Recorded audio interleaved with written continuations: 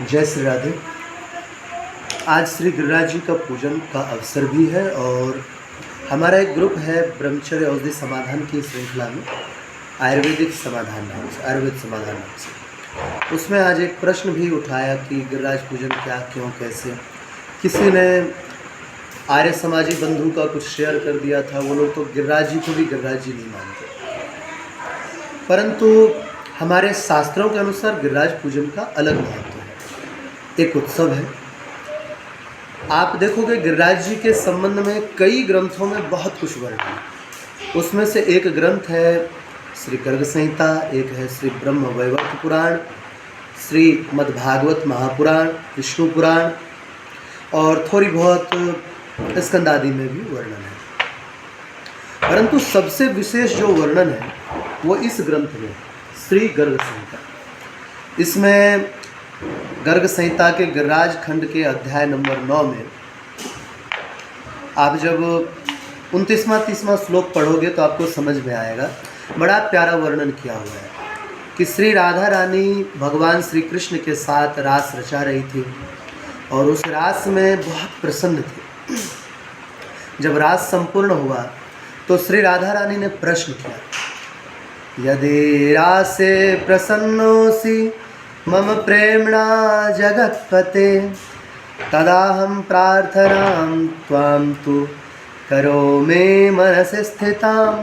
श्री राधा रानी बोलती, हे जगदीश्वर, यदि आप रास में मेरे प्रेम से प्रसन्न हैं तो क्या मैं अपने मन की प्रार्थना कुछ आपको बताऊं? ठाकुर जी ने कहा, इच्छाम वरय वामुरु, क्या चाहिए मांगो। श्री राधा रानी ने कहा, वृंदावने दिव्य निकुंज पार्श्वे कृष्णा तटे रास रसाय योग्यम रहस्थलम त्वाम कुरुतान मनोज्ञम मनोरथोयम मम देव देव। हे प्रभो, वृंदावन में यमुना के तट पर दिव्य निकुंज के पार्श्व में आप रास रस के योग्य कोई एकांत और मनोरम स्थल प्रकट कीजिए। श्री नारद जी कहते हैं, हे राजन, ठाकुर जी ने कहा, तथास्तु। तदैव कृष्ण हृदयाद गोपी व्यूहस्य पश्यतः निर्गतम सजलम तेजो नुरागस्येव चांकुरम। ठाकुर जी के हृदय से एक अंकुर की भांति श्री गिरिराज महाराज प्रकट हो गए। और आगे बहुत वर्णन है, मैं बहुत विस्तार नहीं करूँगा, कि कोटि योजन दीर्घांगय श्रृंगानाम शतकय स्फुरत। उनकी जो शिलाएं थी, उनके जो शिखर थे, वो करोड़ों योजन के समान ऊंचे थे। और जैसे ही वे बड़े हुए, वे बढ़ते ही चले जा रहे थे। कुछ विद्वानों ने तो 100 शिखर होने के कारण इनको शतशृंग तथा परे, 100 शिखर वाला नाम ही शतशृंग दे दिया। इसलिए गिरिराज जी का अगर कोई असली नाम पूछता है तो उन्हें शतशृंग भी कहा जाता है। तो यह इतना बढ़ने लगे कि गोलों के भय विह्वले कोलाहले तदा जाते। बढ़ते ही जा रहे थे। पूरे गोलोक में सब के सब भयभीत हो गए और ठाकुर जी को देख करके भय के मारे चिल्लाने लग गए, हे प्रभु रक्षा करो।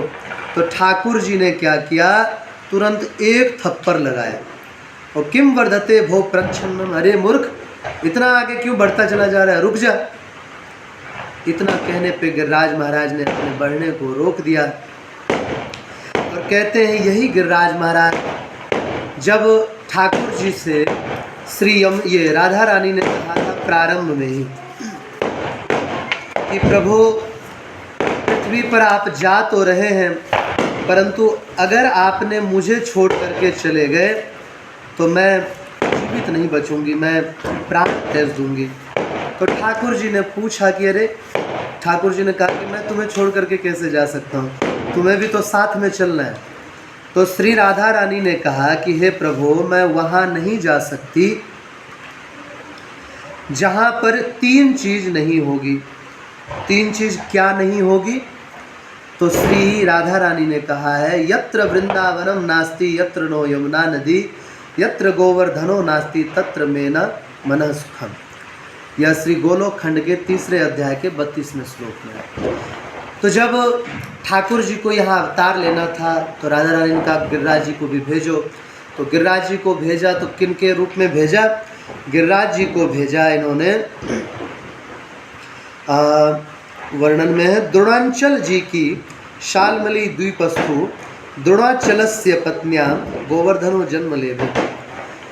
द्रोणांचल की पत्नी के द्वारा, द्रोणांचल आप लोग जानते होंगे, जिनको हनुमान जी उठा करके लाए थे इनके लिए, लक्ष्मण जी के लिए, जिस पे तरह तरह की दिव्य संजीवनी बूटी आदि होती थी।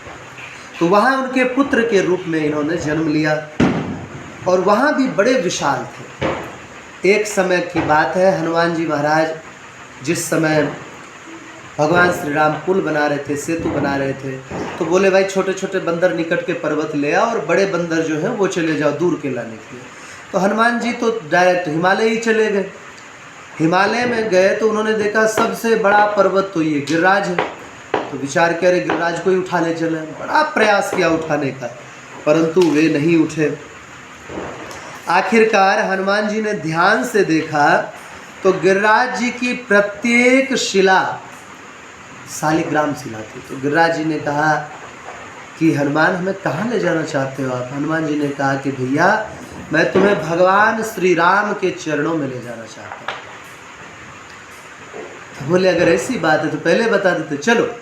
और हनुमान जी के हाथ पर गिरिराज जी उठ गए और चले। तब तक रास्ते में ही घोषणा हो गई, भैयाओं जो जहाँ है वो अपने हाथ के पर्वत वगैरह वहीं रखो, क्योंकि यह गिरिराज क्या नाम, यह जो रथ है, यह सेतु जो है, पुल है, वह पूरा हो गया है। हनुमान जी गिरिराज को रखने लग गए। गिरिराज बड़े नाराज हुए, बोले ये तो अच्छा नहीं किया आपने, हमें आप भगवान श्री राम के चरणों में ले जाने वाले थे, परंतु आपने तो हमें कहीं का नहीं छोड़ा, ना वहाँ का ना पिता की गोद का। कहते हैं कि हनुमान जी ने भगवान राम से पूछा तो राम जी ने कहा बिल्कुल भी चिंता ना करें गिरिराज जी, यहाँ पर तो केवल हमारे चरण का एक बार स्पर्श उन्हें मिलता है, हम अगले अवतार में श्री कृष्ण रूप में आएंगे, उस समय तो हम इनके ऊपर ही लीला करेंगे, बोलो निश्चिंत रहे। और हनुमान जी संदेश दे करके गिरिराज जी को वहीं रख दिए। उसके बाद एक महर्षि थे पौलस ऋषि, उन्होंने विचार किया कि वाराणसी में ऐसे तो सब कुछ है भगवान शंकर के निकट, परंतु कोई पर्वत नहीं है। तो विचार किया कि चलो गिरिराज, ये क्या नाम है, हिमालय से कोई पर्वत उठा लें। वहाँ गिरिराज जी को देख करके इनका मन मोहित हो गया। इन्होंने कहा चलो इसे ही उठाएं। बड़ा प्रयास किया, उठे ही नहीं। तो बोले भैया चलो हम तुम्हें भगवान शंकर के चरणों में लेकर के जा रहे हैं। इन्होंने कहा महात्मन, पहले हनुमान जी लेकर के गए थे राम जी के चरणों में पहुंचाने के लिए, उन्होंने भी नहीं पहुंचाया, अब आप ले जा रहे हो, हम नहीं चलना चाहते। तो इन्होंने कहा कि देखो हम अवश्य ले चलेंगे, तुम चलो।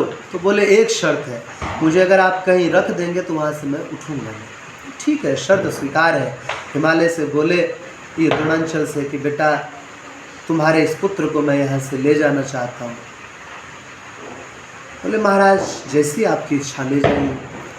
और वहाँ से वो ले चले। जब ब्रजमंडल धाम में पहुँचे तो गिरिराज जी को ध्यान आया कि अरे यहीं तो ठाकुर जी प्रकट होकर के लीला करने वाले हैं, हमें यहाँ से ले जाना चाहिए। उन्होंने अपना वजन बढ़ा लिया संकल्प करके। पौलस ऋषि ने उसे नीचे रखा और रख करके स्नान जल आचमन करके जब दोबारा उठाने लग गए तो वो उठे ही नहीं। इधर ठाकुर जी ने विचार किया कि गिरिराज यहाँ गोलोक में इतना विस्तार रूप धारण कर रहा था, कहीं पृथ्वी लोक में पहुँच के भी कहीं ऐसा ही रूप धारण ना करने लग जाए, नहीं तो बड़ी समस्या हो जाएगी। तो पौलस ऋषि के मन में क्रोध व्यापा। इन्होंने कई बार कहा, अरे गिरिराज उठो बेटा, क्यों नहीं उठ रहे हो? तो बोले महाराज आप अपने वचन को स्मरण कीजिए। आपने क्या कहा था? जब मैंने कहा कि आप जहाँ रखेंगे मैं वहीं रह जाऊँगा, मैं नहीं उठूँगा, तो आपने तथास्तु कहा था। अब मैं नहीं उठ सकता, नहीं हिल सकता। बड़ा प्रयास किया, नहीं उठे। तो इन्होंने कहा, अरे मूर्ख, हमारी बात नहीं मानता, जा तू तिल तिल करके नष्ट हो जाए। और आप विश्वास कीजिए 1998 या 2010 के करीब जिन्होंने गिरिराज महाराज को देखा होगा, श्री राधा कुंड की ओर उनकी कुछ शिलाएँ दिखती थी। अब धीरे धीरे वो भी भूमिगत होती जा रही है। तो श्री गिरिराज महाराज के उत्पत्ति आदि का बड़ा सुंदर इसमें वर्णन है। इस तरह गिरिराज महाराज यहीं ब्रजमंडल धाम में रह गए। इस ग्रंथ में तो और भी बहुत अद्भुत चीज़ों का वर्णन है, लेकिन उसके बाद का वर्णन है जो आपने भागवत आदि में सुन ही रखा होगा कि इंद्र की पूजा किया करते थे ब्रजवासी लोग कि इंद्र वर्षा करें। और जब ठाकुर जी ने कहा कि क्यों इंद्र की पूजा करते हो, यह तो उसका कर्म है, तुम गिरिराज की पूजन करो, तो ब्रजवासियों ने उनकी बात मान करके गिरिराज जी की पूजन करने का ठाना। लेकिन जैसे ही पूजन करने पे आए वैसे ही इंद्र ने बारिश कर दी बहुत तीव्र। वर्षा इतनी तीव्र थी कि कहते हैं कि शायद किसी ने प्रलय काल में ही ऐसी वर्षा देखी। एक बार अगस्त मुनि भोजन करने के लिए गए थे श्री पार्वती मैया के यहाँ। अलग कथा नहीं, इससे जुड़ी कथा है, सुना दे रहा हूँ, अलग पुराण में आई है। तो वो भोजन कर रहे थे, लेकिन अगस्त मुनि का पेट भरे तो भरे कैसे, जो 3-3 समुद्र पी जाए, 7 समुद्र पी जाए, पेट ना भरे वो कैसे भरे। खाते जा रहे थे। अन्नपूर्णा माता परेशान हो गई। अत्यधिक कष्ट देख करके उन्होंने भगवान विष्णु का स्मरण किया। विष्णु भगवान वामन रूप में आ गए और वहीं बैठ गए। तो माता जी परेशान हुई, बताओ एक बाबा जी का पेट नहीं भरा जा रहा है, दूसरे और आ गए। यह विचार कर रही थी, उनको भी पत्तल दिया, भोजन करने को दिया। जब सभी साथ मिलके भोजन करें तो किसी एक को हाथ नहीं धोना चाहिए, यह नियम है अनादिकाल से। अगर एक ने आचमन कर लिया, हाथ धो लिया, तो दूसरा व्यक्ति फिर भोजन नहीं कर सकता। वामन भगवान थोड़ा सा भोजन किए और हाथ धो लिए। अब बेचारे अगस्त जी रुक गए और डांटने लग गए, रे कम से कम हाथ धो के जल तो पी लेने देते हमें, कम से कम फिर हाथ धोते। बोले महाराज चिंता ना करें, हम आपको जल पिलाएंगे द्वापर युग में। तो कहानी ये भी आई हुई है पुराणों में कि उस समय अगस्त जी का भगवान कृष्ण ने स्मरण किया। अगस्त जी वहाँ प्रकट हुए और जल पीने लग गए। इधर भगवान शंकर प्रकट हो गए और अपने त्रिशूल को चक्र की भांति घुमाने लगे। जो गिरिराज महाराज की परिक्रमा गए होंगे उन्होंने चक्लेश्वर महादेव या चक्रेश्वर महादेव का दर्शन किया होगा। चक्र की तरह घुमा घुमा करके और जल को सोखने लग गए। शेषनाग जी का स्मरण किया। शेषनाग जी आए और गिरिराज जी के चारों ओर एक बांध सी बना दी। हालांकि मैं इतनी तेज़ी से कभी नहीं बोलता कथाओं में, लेकिन छोटी वीडियो बनानी है इसलिए तेज़ी से बोल रहा हूँ, समझने का प्रयास करना। बांध बना दी ताकि भीतर जल ना समा सके। और कहते हैं अनेकों दिनों तक मूसलाधार बारिश होती रही। उसके बाद जब बारिश कर करके वो थक गए, देखा कि धरती पर तो एक बूंद जल नहीं दिख रहा था। दिखता भी कहाँ से, इतने बड़े बड़े योद्धा जो वहाँ पर लगे हुए थे। तो इंद्र पछताया। इंद्र को ब्रह्मा जी ने डांटा। इंद्र भगवान कृष्ण के चरणों में आया, प्रणाम किया। बाकी की कथाएं आपने सुन रखी होगी। फिर वो वहाँ से विदा हुआ। उसी समय श्री माता सुरभि जी का पूजन हुआ और ठाकुर जी का एक नाम गोपाल या गोविंद, गायों के इंद्र के रूप में श्री सुरभि माता जी ने स्थापित किया। तो गिरिराज महाराज की अनंत महिमा। एक कथा इसमें ये भी आई है गिरिराज खंड में कि एक बार एक ब्राह्मण था और वो ब्राह्मण कहीं बाहर रहता था। मथुरा नगरी में आया तो गिरिराज जी होते हुए आया और वहाँ किसी से कुछ शायद कर्ज दे रखा था, वो कर्ज लेने के लिए आया। जब वापस जा रहा था कर्ज लेके तो गिरिराज महाराज की एक शिला हाथ में लेकर के और ऐसे ऐसे उछालता जा रहा था। लेकिन तभी उसे एक बड़ा भयानक राक्षस दिखाई दिया। उस राक्षस को देख करके वह बहुत ज़्यादा भयभीत हो गया और उसने वो जो शिला थी उस शिला से ही फेंक करके उस राक्षस को मारा। उस राक्षस को मारते ही महाराज पद्म पत्र विशालाक्ष श्याम सुंदर विग्रह वनमाली पीतवासा मुकुटी कुंडलान्वितः, गिरिराज खंड के 10वें अध्याय के 9वें श्लोक में उसके हाथ में वंशी प्रकट हो गई। वनमाला पीताम्बर मुकुट धारण किए हुए भगवान कृष्ण के सखा के रूप में वह दर्शन देने लग गया और ब्राह्मण देवता को बारंबार प्रणाम करने लग गया कि महाराज आपकी बड़ी कृपा हो गई कि आपने जो पाषाण शिला हमें फेंक के मारी, पाषाण स्पर्श मात्रेण कल्याणम में बभूव। बैठ जाओ। तो बोले महाराज नहीं तो हमारा उद्धार कई युग में नहीं होता। बोले अरे भैया तुम कौन हो, पाषाण स्पर्श का क्या फल है? इन्होंने बताया गिरिराजो हरे रूपम श्रीमान गोवर्धनो गिरि तस्य दर्शन मात्रेण नरो याति कृतार्थता।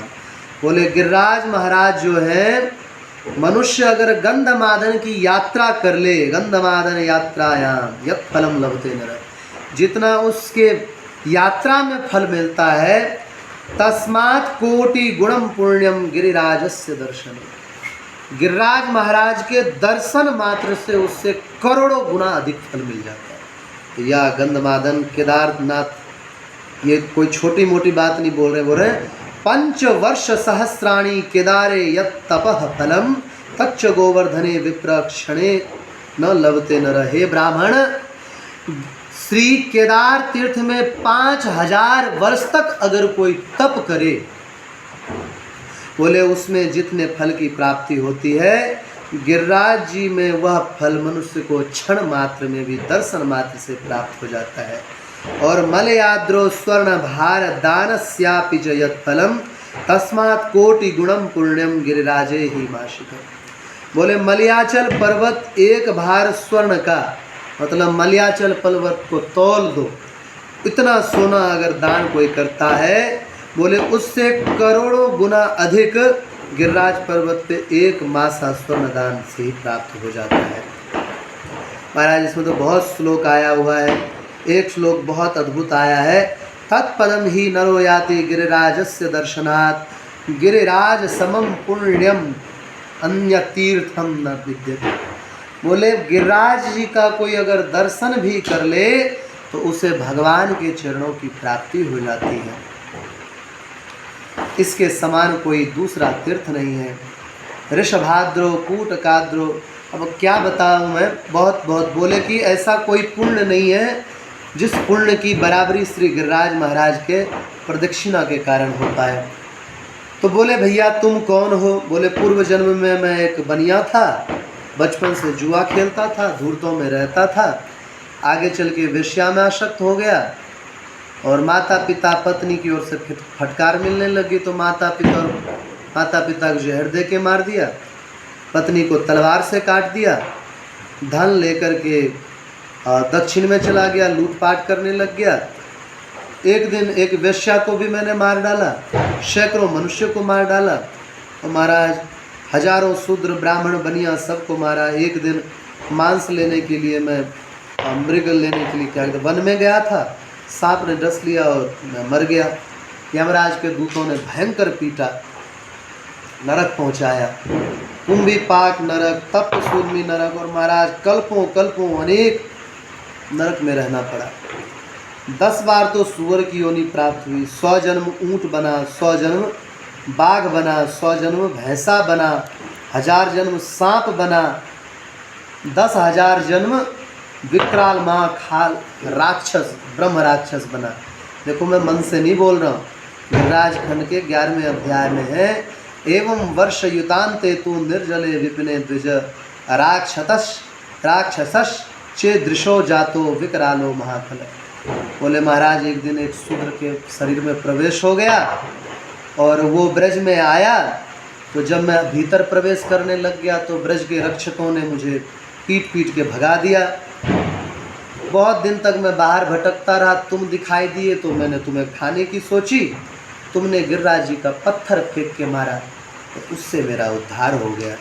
कहते हैं ब्राह्मण के देखते देखते तथा समारुद्य रथम ससिद्धो। बोले महाराज वहाँ पर ठाकुर जी प्रकट हो गए और हृदय से लगा के उसका उद्धार हो गया। तो गिरिराज जी की बड़ी महिमा है। थोड़ी बहुत जो मुझे इस ग्रंथ में समझ में आया वो मैंने आप लोगों को सुनाया। जहाँ तक आर्य समाजी बंधुओं की बातें हैं, भैया उनको दूर से दंडवत करो। इन लोगों की खोपड़ी का ऊपर का महला खाली होता है, इन लोगों को कोई भी बात समझ में नहीं आती है। मैं सबसे पहला छोटा सा तर्क करता हूँ आर्य समाजी बंधुओं से कि अगर कोई बाप भोजन कर रहा है और उसका बच्चा आकर के एक और खा ले, तो क्या उसका बाप अपने बच्चे को जान से मारेगा क्या? नहीं मारेगा, वो प्यार से गोद में बिठा कर और खिलाएगा। तो भगवान शंकर के ऊपर से अगर चूहे ने भगवान का भोग खा लिया, तो वो जो दयानंद सरस्वती जी हैं, उनके मन में ये संकल्प क्यों हुआ कि वो उनको त्रिशूल से मारेंगे प्रकट होकर के? अरे चूहा कौन है? भगवान शंकर कौन है? वो जगत पिता है। चूहा आदि तो सब उनके संतान है। भगवान शंकर का नाम ही है पशुपतिनाथ। हमसे पहले तो पशुओं के नाथ है। आर्य समाजी बंधुओं से तर्क वितर्क ना करें। आशा है गिरिराज जी की थोड़ी बहुत महिमा समझ में आई होगी। क्या कहते हैं यूट्यूब को? Thanks for watching. Radheshyam. Shri Balaji Dham में, बालाजी आश्रम, छोटी बठैन ब्रजमंडल धाम में गोवर्धन पूजा। दीपक जलाएंगे।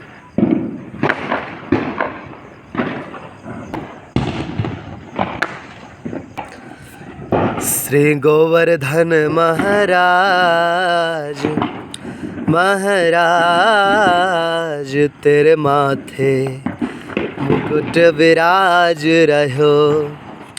श्री गोवर्धन महाराज, महाराज तेरे माथे मुकुट विराज रहो। सत्यम, इधर आओ, क्या कर रहे हो वहाँ?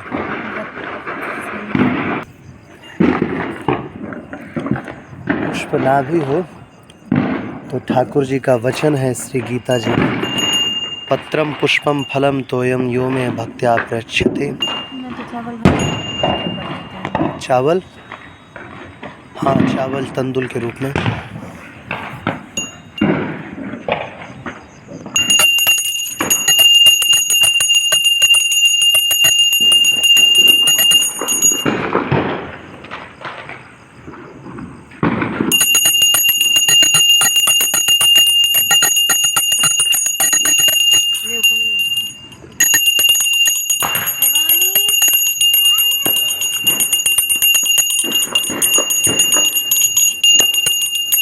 झुक के